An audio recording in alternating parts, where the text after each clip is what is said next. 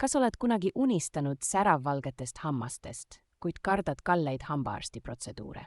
Täna näitan sulle 5 tõestatud kodust meetodit, mis aitavad sul saavutada valgemad hambad ilma suurt raha kulutamata. Kookosõliga loputamine, tuntud kui oil pulling meetod, on iidne ajurveda tehnika, mis eemaldab hambapleki ja hävitab kahjulikke baktereid.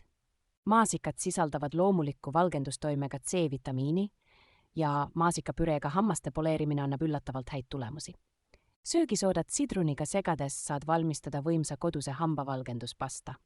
Kui soovid professionaalset tulemust koduses keskkonnas, siis Crest hambavalgendusribad on tõestatud efektiivsusega valik. Õunaäädikas, kollajuur ja aktiveeritud süsi on samuti tõhusad looduslikud valgendusvahendid, kuid neid tuleb kasutada ettevaatlikult.